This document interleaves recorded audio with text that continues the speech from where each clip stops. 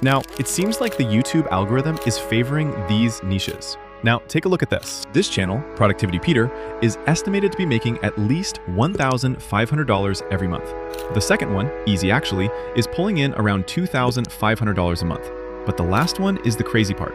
It's estimated to be making at least $50,000 every single month. And all they're doing is posting simple animated Stickman style videos. So in this video, I'm going to show you exactly how to recreate this type of content using AI, step by step. Check this out.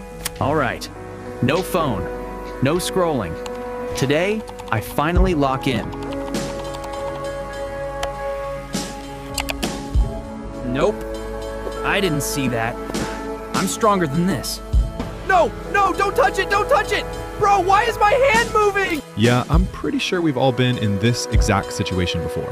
And the wild part, this entire clip was created using just one single prompt I built. So without wasting your time, I'm going to walk you through the full step-by-step process to recreate it yourself.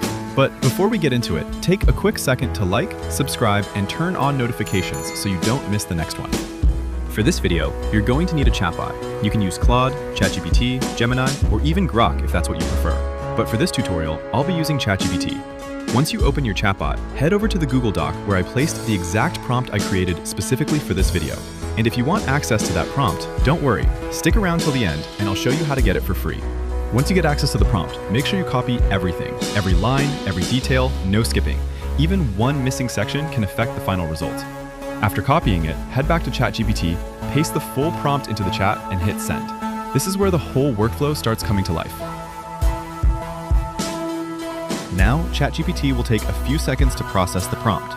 Once it's done, it'll generate a response that looks like this, packed with different video ideas across multiple styles, from comedy and jokes to motivational Stickman concepts, health and fitness ideas, drama, and more. Basically, whatever type of Stickman content you want to create, it gives you a full list of options to start from. Once the list is ready, take your time and go through all the ideas carefully. You'll usually get around 10 different video concepts, so just pick the one that fits your niche and content style the best. For this tutorial, I'm going with option number 9. So I'll simply type 9 into the chat, hit send, and let ChatGPT build out the next part of the workflow. Now for this part, ChatGPT will ask how long you want your video to be. That's basically your video length, and it helps determine how detailed the scene breakdown will be. For me, I'm going with 30 seconds for this example, but you can go much longer, even up to 30 minutes, depending on the kind of story or concept you're creating. So I'll just type 30 seconds, hit send, and let ChatGPT prepare the next stage. ChatGPT will then process everything, and after a few seconds, it'll generate a full breakdown of the video we're about to create. It starts by explaining what the video is about, then gives us the image generation prompts, image animation prompts, and even the voiceover script with tone direction, so the narration sounds natural and fits the scene perfectly. And the best part? It also includes a continuity prompt underneath each scene. This helps the video flow smoothly from one moment to the next, so everything feels connected instead of random. Now pay close attention, because this is where we start generating the actual visuals. Go ahead and copy the first image generation prompt, then head over to Google Flow. The reason I'm using Google Flow is because it gives you free access to tools like Nano Banana Pro, Nano Banana 2, and a bunch of other powerful models. Now, for this part, switch over to image mode, then choose your aspect ratio. I'm going with 9:16 since I'm making a short form video, but you can also use 16:9 if that fits your style better. After that, pick your model. I'm using Nano Banana 2 for this one. Next, head back to the chat and paste in the prompt you copied from ChatGPT. You can also go back to the Google Doc where the prompt was originally placed and take a screenshot of the reference image I added there. If you already have your own reference image, that works too. But for this example, I'm using this one. Once you have it, drag the reference image into the timeline inside Google Flow, then hit Generate. This is the step that helps the model understand exactly the kind of character and style you want. So your result comes out way more accurate. After a few seconds, Google Flow will process the prompt using the reference image we provided, and then it'll generate a result that looks like this. And because we used a reference, the character style stays much more accurate, instead of the AI just guessing randomly. Now, once that's ready, and you're happy with the result, head back to ChatGPT and copy the second image generation prompt. Make sure you copy everything carefully, because even a small missing detail can throw off the result. Then, come back to Google Flow, paste in the prompt, drag the image you just generated into the timeline as your reference, and hit Generate. That's how you keep the style consistent and the story flowing smoothly from one scene to the next. And just like that, your second image is ready. You can already see how consistent everything looks. The character, the room details, the socks on the floor, the laptop placement, even the checkerboard on the wall. Everything still feels like it belongs in the same scene. Now head back to ChatGPT again and copy the third image generation prompt. Once you've copied it, return to Google Flow, paste it in, use one of your previous images as a reference, and hit generate.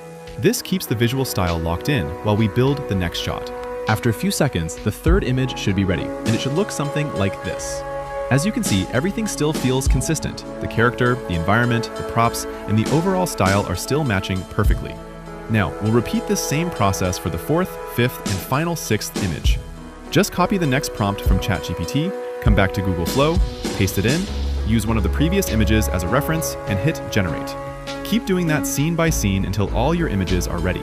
And just like that, we've built a full, consistent visual sequence without manually designing every frame from scratch. Now that all our images are generated, it's time to animate them one by one. But before we do that, head over to the settings, switch from image mode to video mode, and make sure your aspect ratio is still set to 9:16.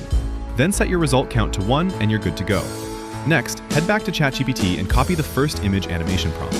Make sure you copy it together with the voiceover and every extra detail, because that's what helps the prompt work properly. Then come back to Google Flow, paste everything in, and hit generate. It'll only take a few seconds to process. Sometimes, if the platform is busy, it might show as queued for a moment. But once it's done, your animated video should come out looking something like this.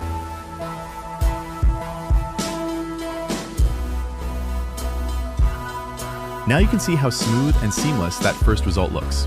If you're happy with it, go ahead and drag your second image into the timeline. Then head back to ChatGPT and find the second animation prompt. Once you see it, copy the full prompt carefully, just like I'm doing here. Then return to Google Flow, paste it in, and hit generate. Give it a few seconds to process, and before you know it, your second animated clip will be ready too. And it should come out looking something like this: clean, consistent, and ready to fit into the full video.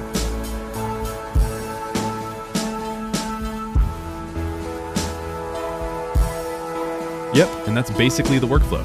If you like the result, go ahead and drag your third image into the timeline. Then head back to ChatGPT, copy the third image animation prompt, and make sure you grab everything carefully so none of the details are missing. After that, return to Google Flow, paste it in, and hit generate again. Give it a few seconds to process, and your third animated clip should come out looking something like this: smooth, consistent, and matching the same style as the previous scenes.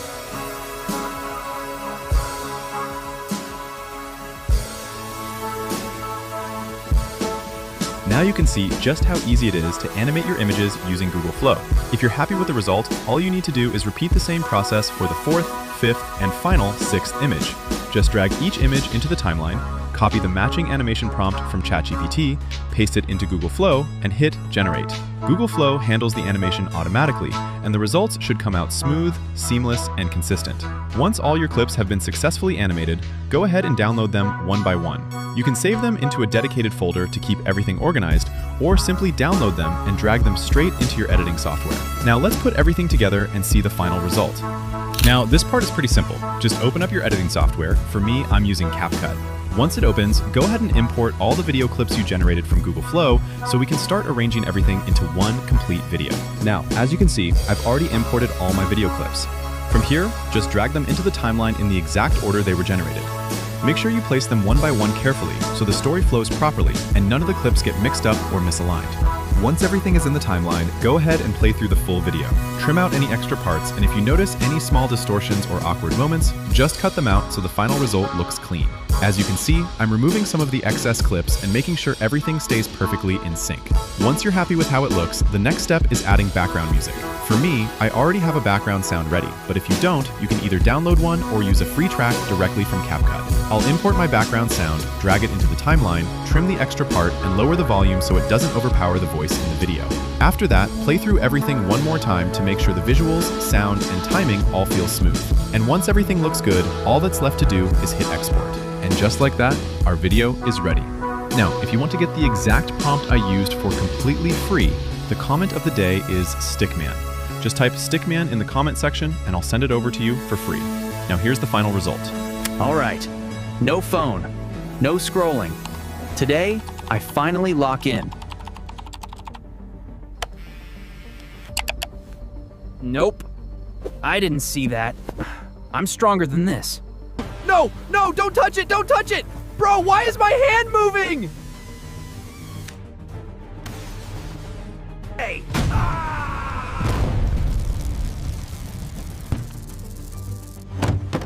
I am a changed man. How did it get back in my hand?